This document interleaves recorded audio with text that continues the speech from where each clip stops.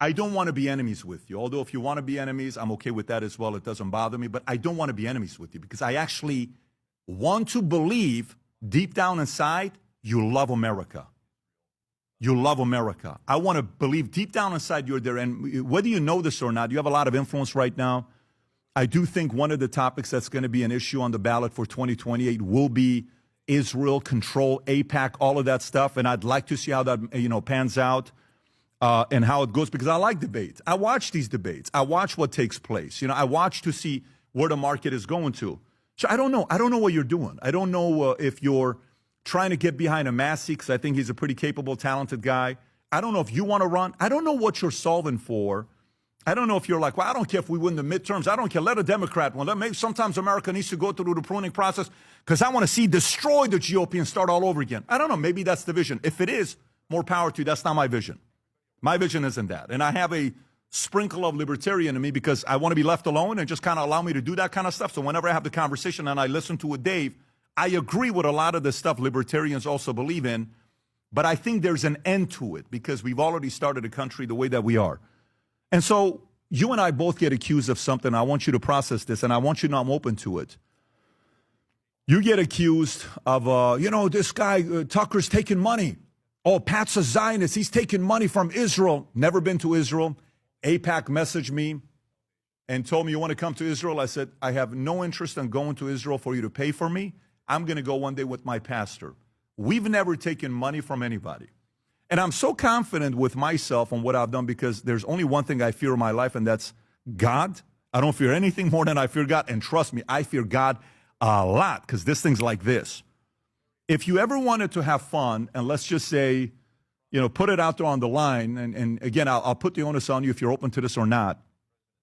Let's go hire 3 accounting firms. You pick one, I pick one, and let's get a third party that we both agree on, maybe like a KPMG, PwC, and BKD, hypothetically. Some of the biggest firms you probably recognize. You have money. You've done well for yourself. Let's have them do audited financials on me, my wife, and you and your wife, and report back to see if I've ever gotten paid from Israel and report back to see if you've ever gotten paid from Qatar or Pakistan or any of these guys. All the businesses, all the LLCs, all the accounts, you know how this kind of works. They can kind of figure that out. And let's be honest with the audience. Let's be honest with the audience. If you're open to it, I'm available. We'll have to spend $500,000, something like that, because it's going to take a few weeks for them to do it. I am fully open to that idea if you are. And by the way, I know this may make you feel uncomfortable.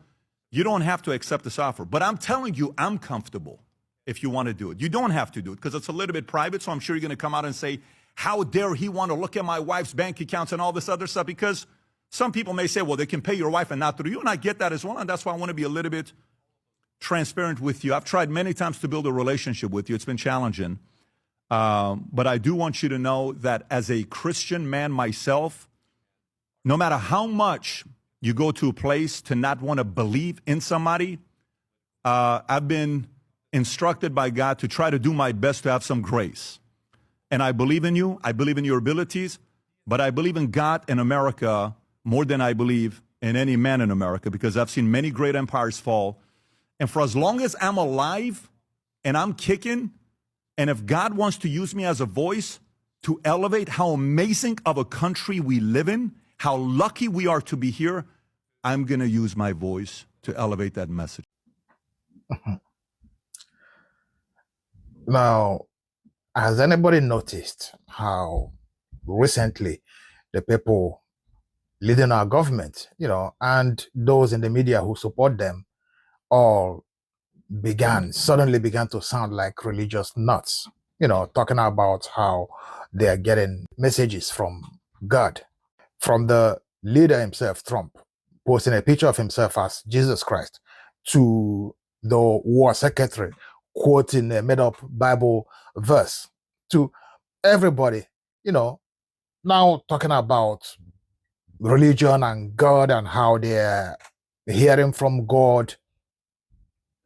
Does anybody else notice? And if you do notice, does it make you nervous that people who ordinarily we would call nuts and not allow anywhere near any decision-making positions, in our government, are now running the roost? Does that make you worry?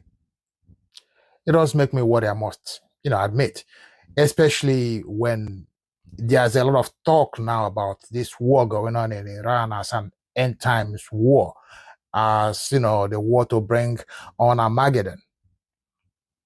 I do worry. I don't know about you, but let me know how you feel in the comments, and thanks for watching.